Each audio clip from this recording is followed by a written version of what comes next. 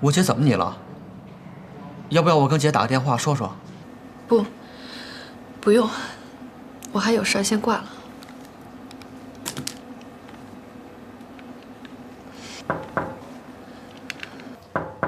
哎，你好，请问哪位是顾小西？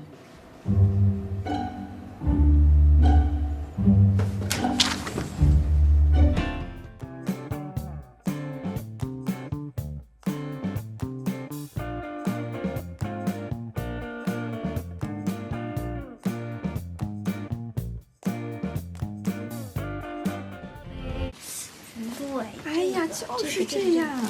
对不起。这，哎呀，再来喝，是吧？来，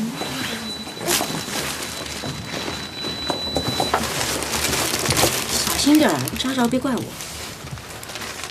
画真漂亮啊！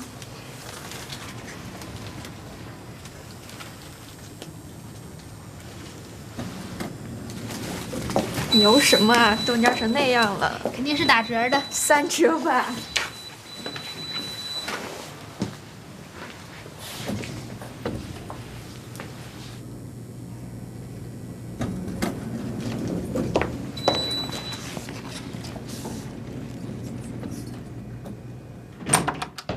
哎，回来了。我给你的花呢？扔了，为什么？蔫了。你说这快递公司里约我越来越不像话了，干脆叫慢递公司算了，我去打个电话。行啦，这么多年的夫妻了，谁还不知道谁啊？对，我承认，这花呢是打折的，那这同样的东西肯定要买打折的，对吧？这好钢要用在刀刃上。再说，我也不知道这会是蔫儿的呀。哎，我去年就把情人节放在我的手机上做了重要的提示。你知道我不喜欢情人节，但你喜欢呀。那我就在想，这夫妻2个人不能只考虑我自己喜不喜欢呀，对不对？小姐，明年我包你满意啊。我没说我不满意啊。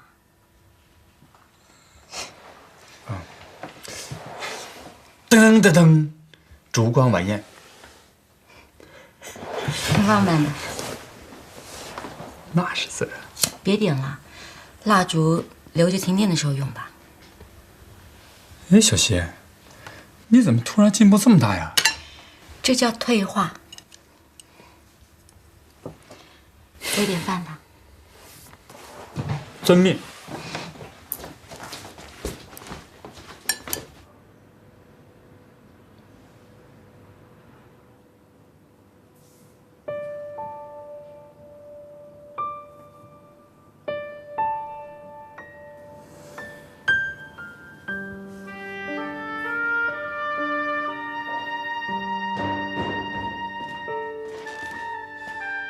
蒹葭，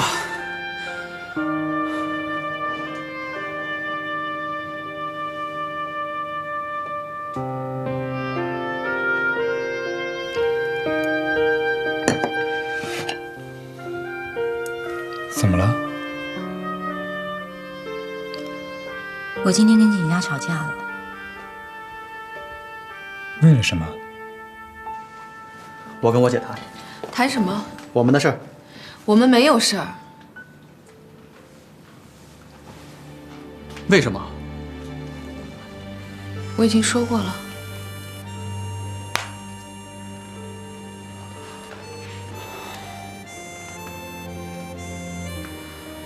蒹葭，假如我比你大的话，哪怕是同龄，就是说仅仅是个年龄问题。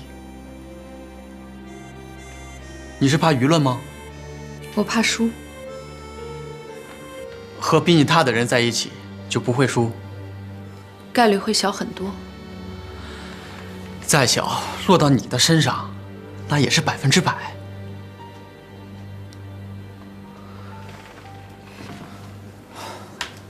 蒹葭，关于年龄的问题，你已经说过 N 遍了。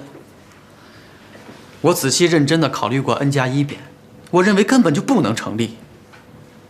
你说你怕输，换句话说，就是怕风险。我倒要问你了，什么事儿没有风险呀？吃饭还能噎死人呢，在人行道上好好走着，还有可能被汽车撞上呢。咱不能说怕噎着、怕被撞上就不吃饭、不走路了吧？走吧，吃饭去吧。你回家去吃吧。减价。吃不下，没胃口。我得给家里打个电话，看小航回去没。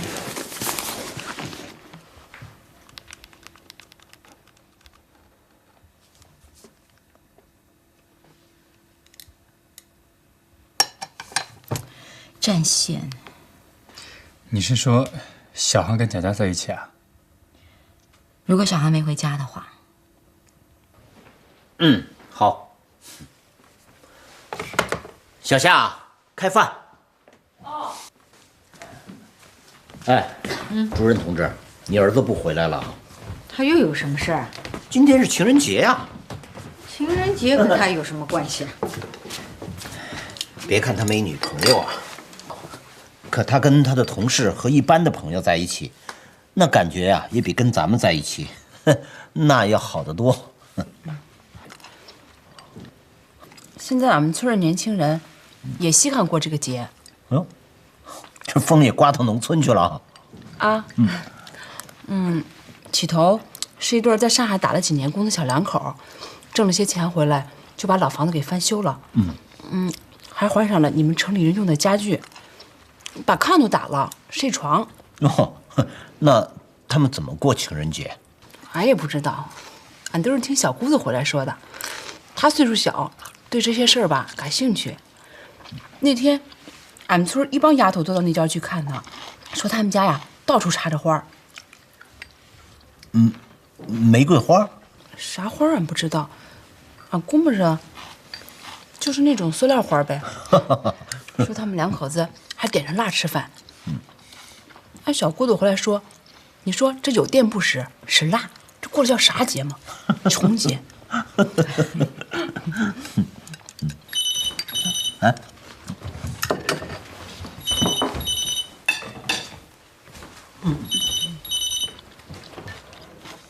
喂，小西啊，小航说他不回来吃饭啦，在哪吃他没说啊？啊，你有事给他打手机吧啊，哎。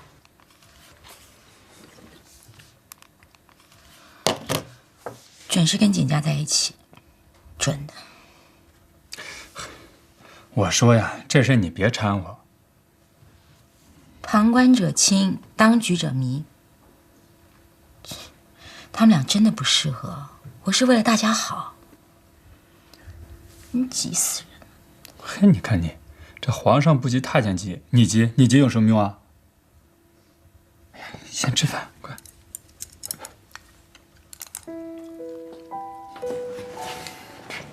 先来说 B， 女大男小，女的比男的大，容易遭受世俗偏见的袭击。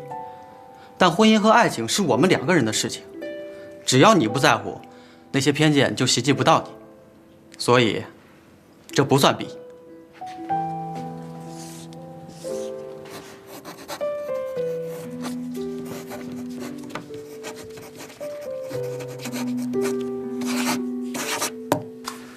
我们来好好分析一下。你来看，如果这个事你要搅和成了，得罪了朋友；如果搅和不成呢，人家两人成两口子了呢，等于是你俩人都得罪了。综上所述，如果这个事你要干涉的话，我跟你讲，利少弊多。什么搅和成搅和不成的？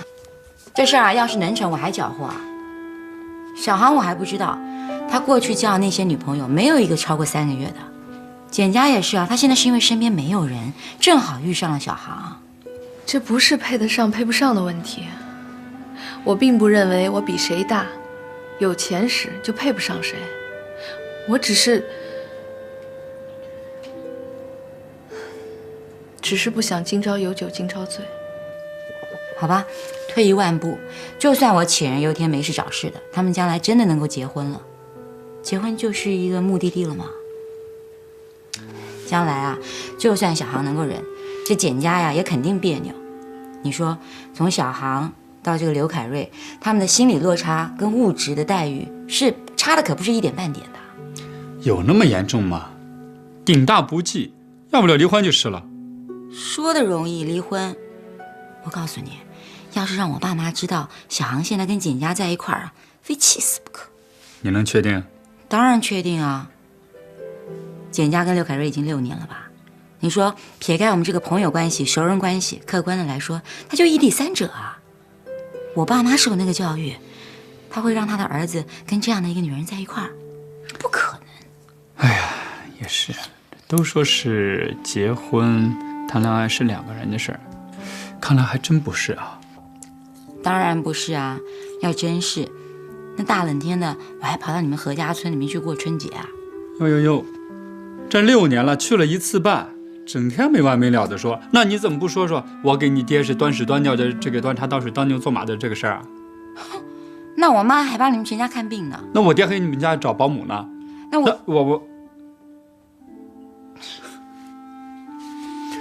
哎呀，好了，我们别再吵了啊！你看又吵了。是我不好，是我挑事儿。不，也是我不好。我一想起来你发着高烧，用那冷水洗碗，我心里就难受。哎呀，没事儿的，都过去了，还提不提了？以后坚决也不吵了啊！再也不吵，绝对不吵。我就怕一直这么吵下去，感情就吵没了。不会的，越吵越好。吃苹果。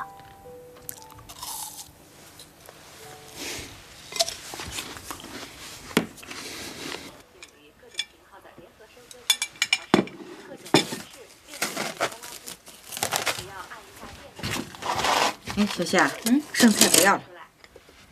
哟，今天剩的多啊，做了小航的，小航没回来吗？剩的多也不要啊，剩菜吃了不好。没事儿，留着明天吃。谁吃都不行啊。到了吧啊，不要了。全省土壤污染面积已经达到200万亩，一部分污水灌溉区的农田已经出现土壤黑色化，农产品重金属含量超标，亚硝酸盐积累。哎，小夏的孩子挺不错的啊，挺会替别人着想的。哈，那还不都是相互的？我们对他也挺好的嘛。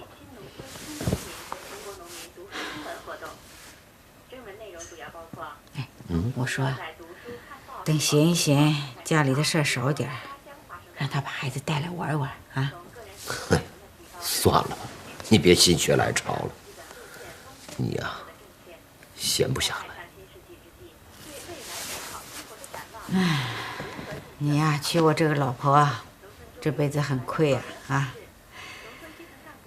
好好调理调理小夏，让她替我来照顾你的退休生活啊。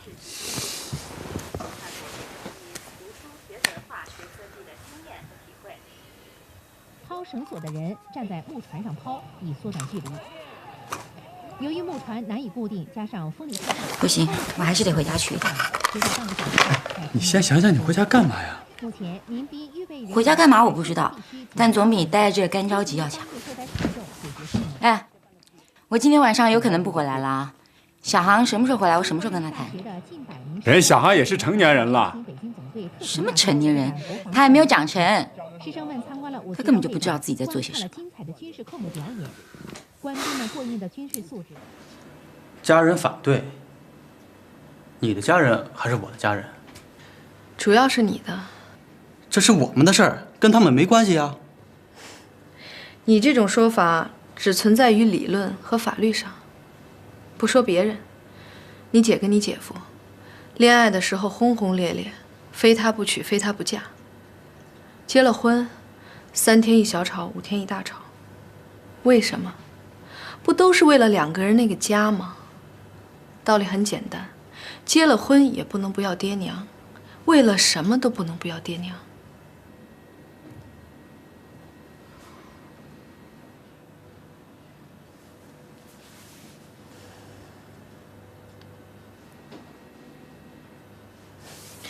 不说了，吃饭去吧，我饿了。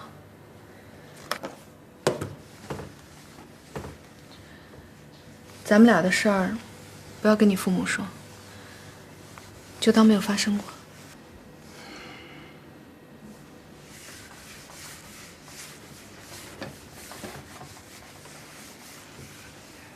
吕大夫，教授，洗好了。哦，来，那吃个苹果吧，啊？哎，没事了吧？坐那看看电视吧。不了。哎，你吃苹果还是吃梨呀？啊？哎呀，我什么都不想吃。哎呀，晚饭吃多了。哎，咱们出去走走吧。那好，走走。小夏，哎，我们出去走走啊。哦。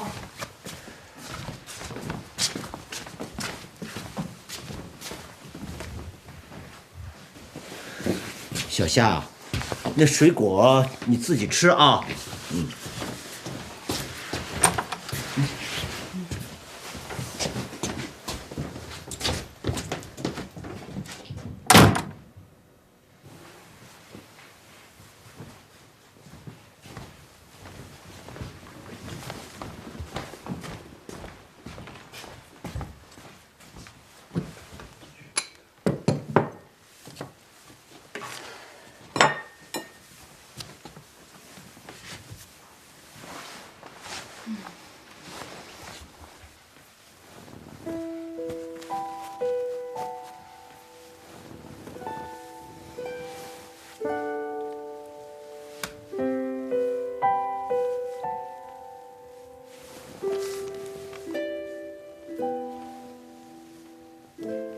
肖磊，你今天真漂亮。都漂亮。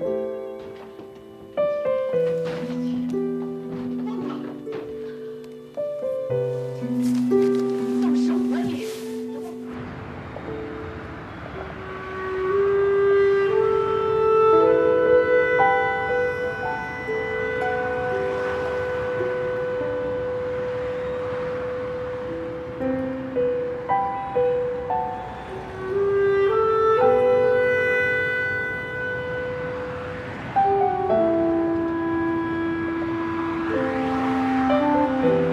他被你爸击败了，你爸棒啊！你爸爸有魅力，你爸是人才、啊。别自我感觉不错了啊！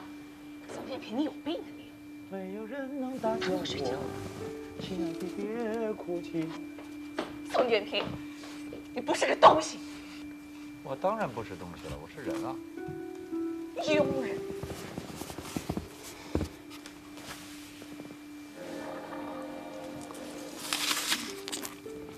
还爱我告诉你，我讨厌你，讨厌。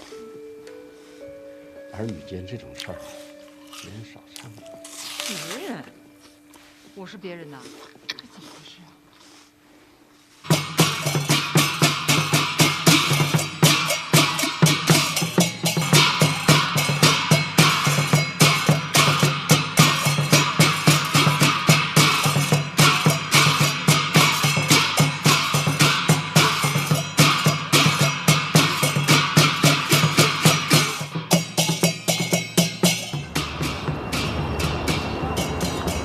哎啊，你想不想参加？我哪能参加呀？放不下架子。你看这里哪有个男的？哎，我刚才看见有一个男的嘛。哦。哎，等我闲下来。哎呀，哎呀，你有多少生活安排？哎，旅游，回老家，看几个好电影。没一个实现。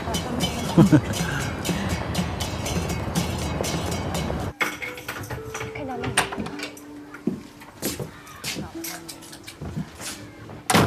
哎哥，干啥呢？说实话，真不错。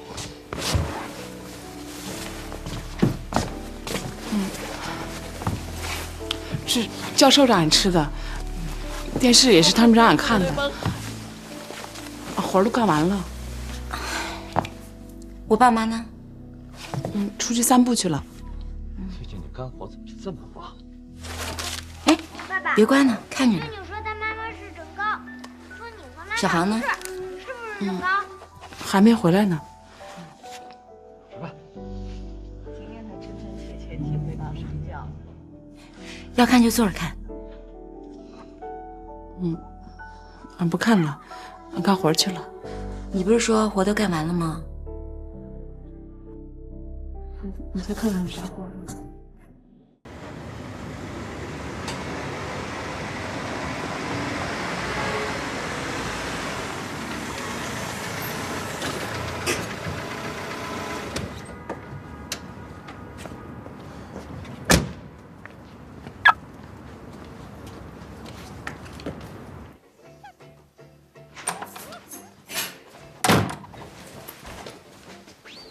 上哪儿去了？去一朋友那儿了。哪个朋友？你管得着吗你？顾小航，你开门！小航，我跟你说话。顾小航，顾小航，你怎么了？啊，小希，怎么回事？干什么？爸妈，有件事儿我想跟你们谈谈。小航，什么事啊？妈，我们是真诚的。不行。妈，你不了解他，他人很好。简家人是很好，但是找老婆光是人好就行了吗？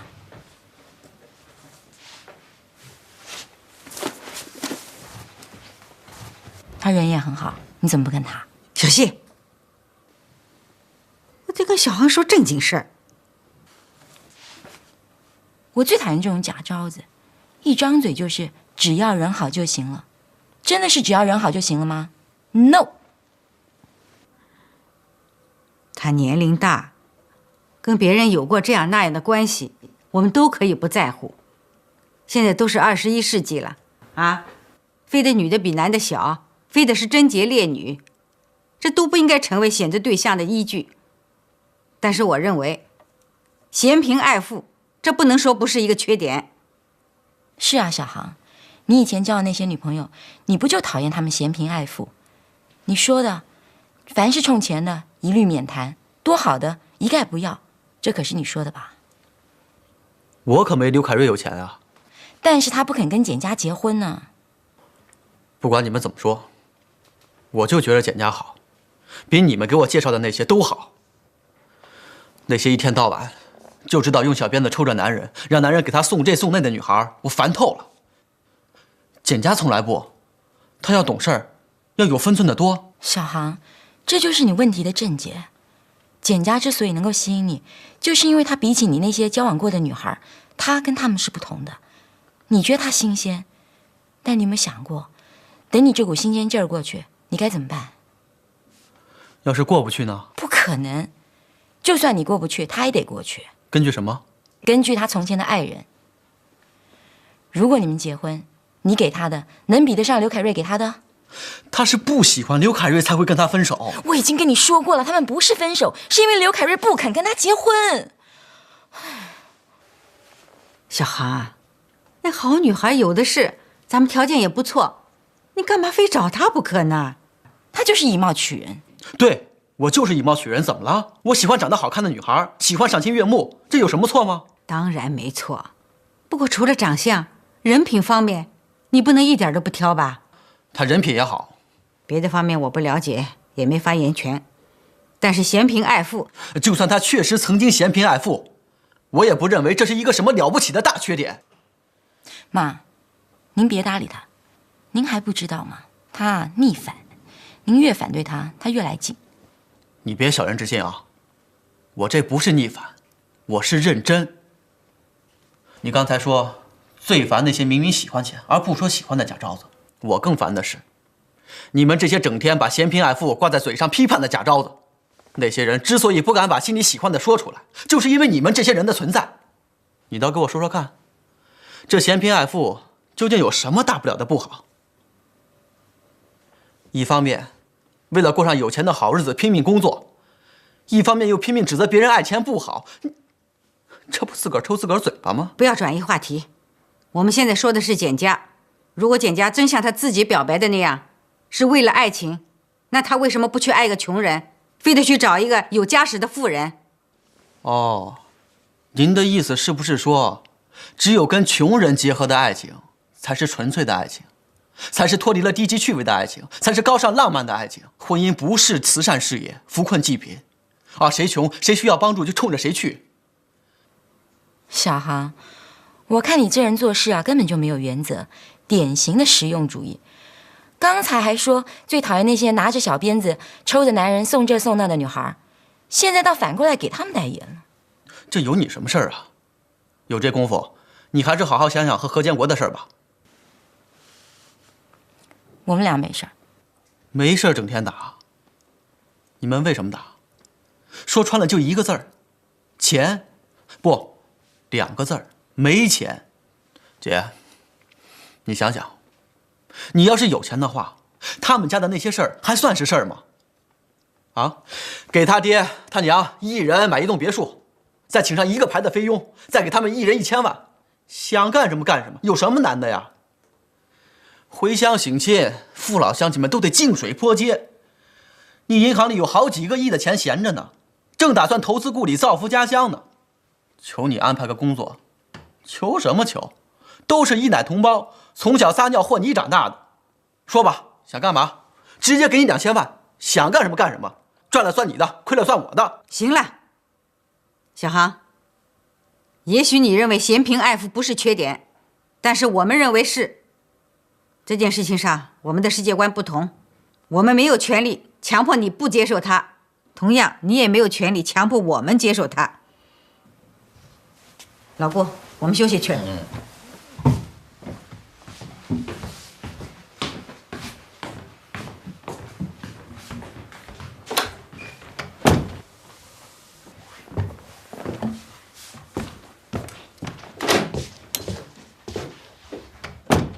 哟，回来了。你不说不回来了吗？我是说我有可能不回来。我就问一句，甘小航他怎么样了？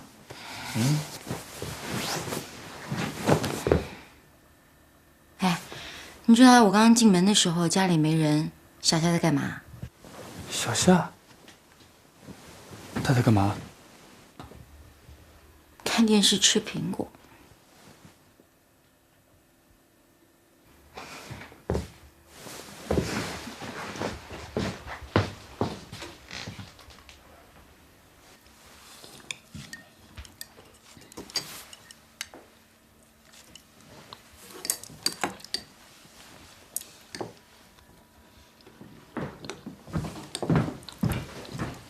哎，小航，你不吃早点了？不吃了。哎，这孩子乖乖。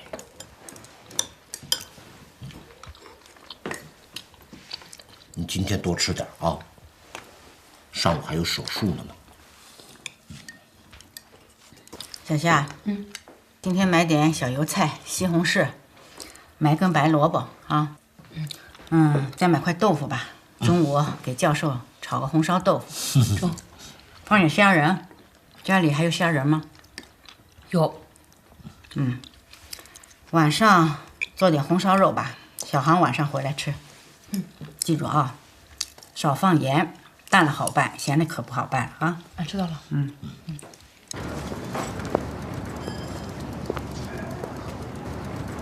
爸，我建国，吃饭了吗？正在上班的路上呢。小夏在吗？我想跟他说2句话。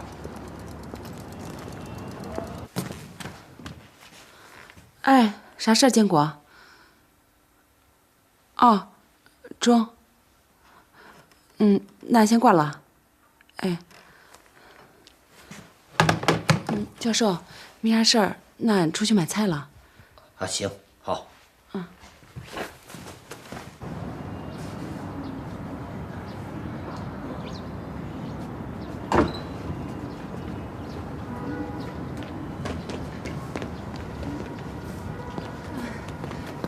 建国，啥事儿啊？电话里还不能说。你昨天在他们那干什么了？昨天，早上给他们家准备早饭，打扫。晚上，他们家人不在家的时候，你干什么了？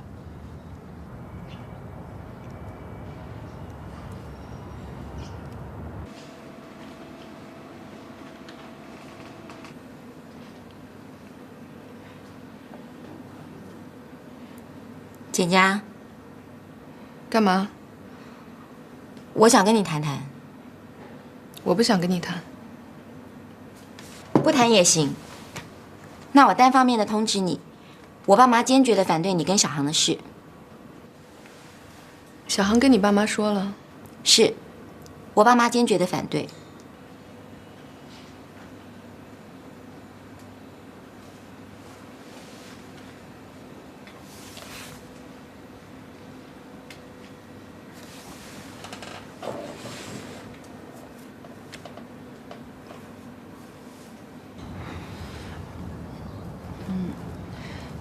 那个苹果是教授让俺吃的，电视也是他们让俺看的。那你当时为什么不吃不看呢？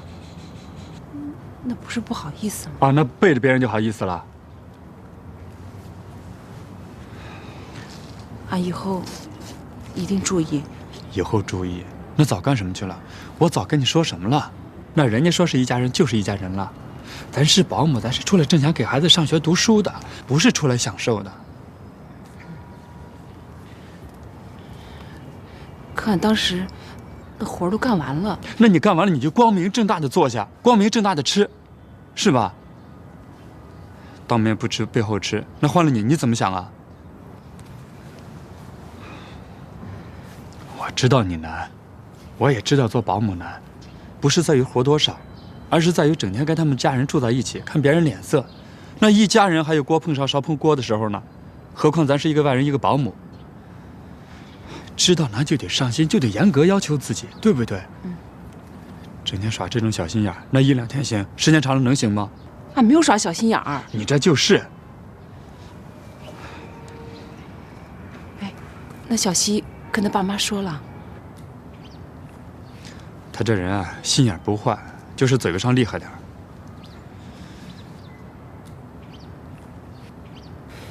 你放心，俺以后一定小心着。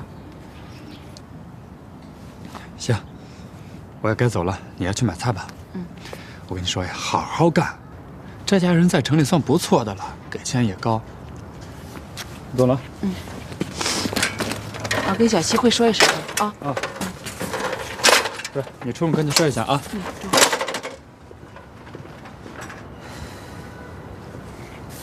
郑先生，这处房子呀，最大的优势就是环境，周围配套设施都非常齐全，交通也非常便利，目前呀，这环境还看不出来，其实住房住到现在，住的就是一个环境。我觉得这是我看过的房子里边相对比较不错的一个。哎，郑先生，对不起，接个电话。好，没关系，没关系。简佳，你好。好。郑先生，不好意思啊，我有点急事处理，然后让海坤陪你看一看，好吧？好吧。是非啊。多谢好啊，再见啊。啊，再见。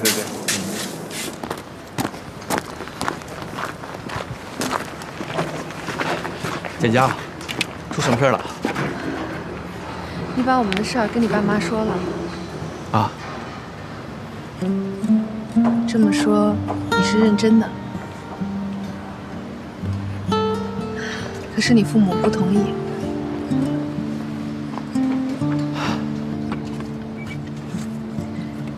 那你打算怎么办啊？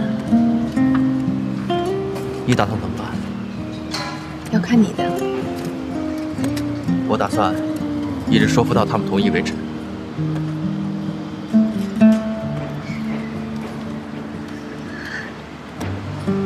当初我跟刘凯瑞在一起的时候，他从没有把我介绍给他的父母。他说我跟他的事情跟他们没关系。可是后来我知道了，有关系，而且关系很大。如果一个男人不愿意把你介绍给他的家人，那说明他还在给自己留有余地。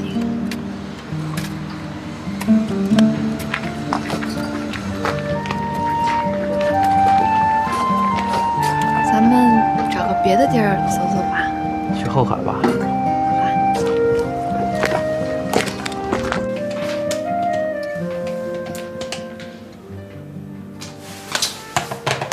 主任，刚才拨还通，现在打关机了。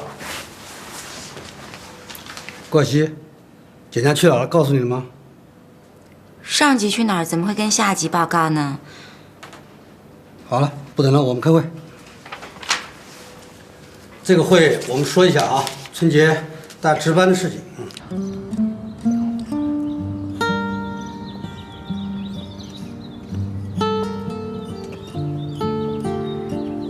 小航啊，你到底看上我哪儿了？逼我恭维你？不是，我是真的觉得自己配不上你。你看，又来了。你看你，年轻有为，人又长得帅，家境又好，而且到目前为止，还是一个跟爸爸妈妈生活在一起的好孩子。可是我呢？我把我的条件一条一条写下来跟你比，发现除了在外貌上还能跟你比之外，其他没有可比的地方。就是在外貌上，我也不能跟你比啊。花无百日红，女人比男人本来就老得快，更何况我还比你大。没关系啊，等你40之后，我带你去整容，咱也整出一个韩国美女。小航，我跟你说正事儿呢。非要这么比呀？要不我觉得心里不踏实。其实，我不是一个只知道奉献不知道索取的红蜡烛。反过来说，我也不希望别人是我的红蜡烛。感情是需要对等的，你明白我说的意思吗？明白。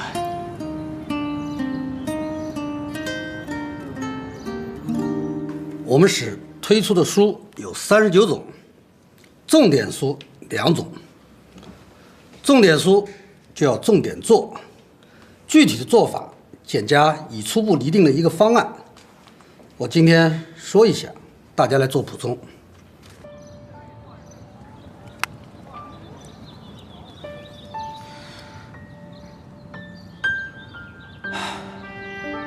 蒹葭，在这个世界上，我接触最多的女性，是我母亲和我姐姐。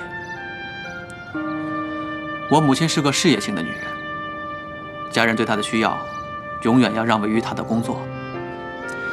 比如说，她做饭很好，可是我们全家除了在节假日能偶尔吃到她做的饭以外，通常都是吃食堂。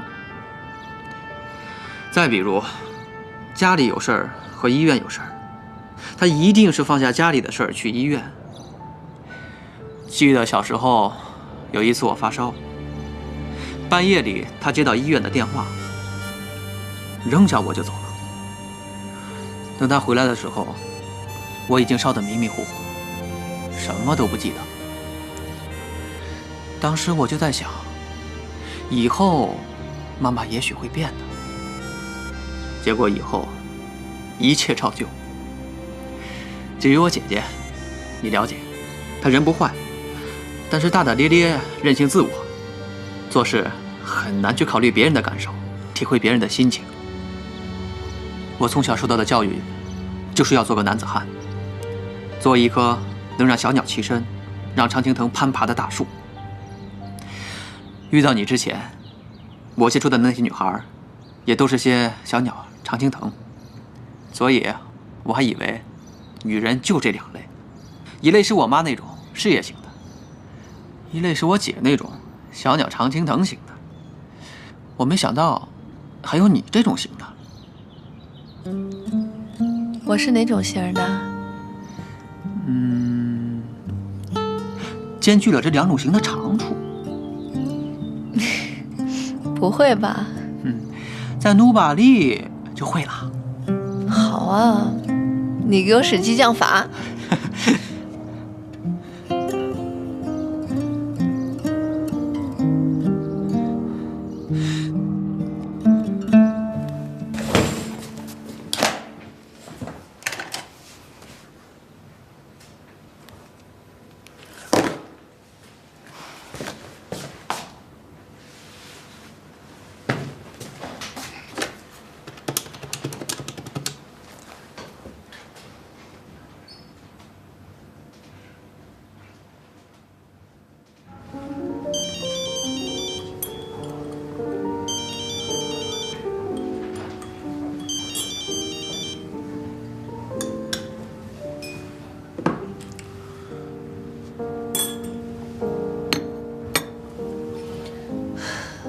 就不能把手机关了？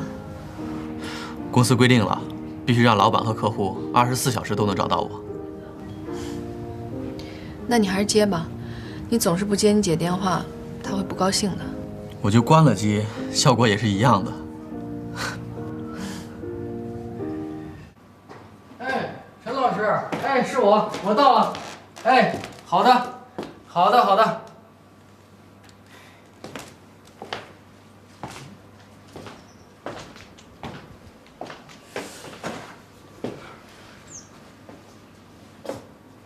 你找谁呀？我找顾老师，是陈老师介绍我来的。我姓程，您就是顾老师吧？是。太好了。顾老师，这是我的稿子。行了，看完我会跟你联系，联系方式上面有啊。都有。顾老师，为了这部小说，我酝酿了整整3年呢。行了，看完了我会跟你联系。那顾老师，我先走了。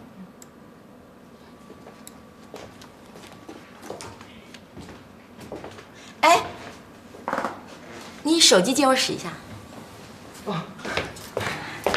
谢谢你啊。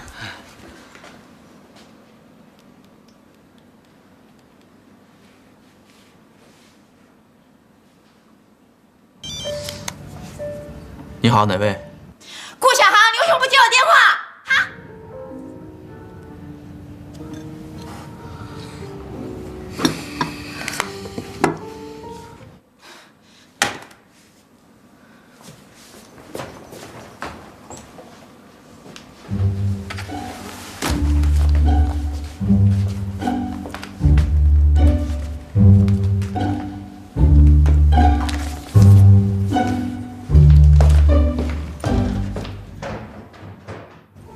没关系，这事儿你别管。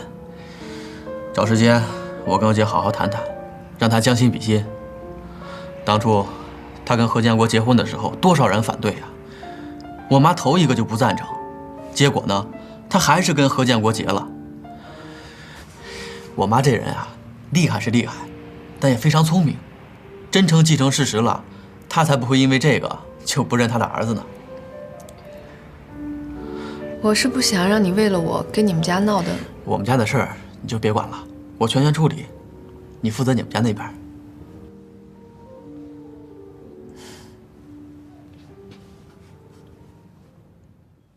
请订阅频道，帮我们留言、按赞、分享。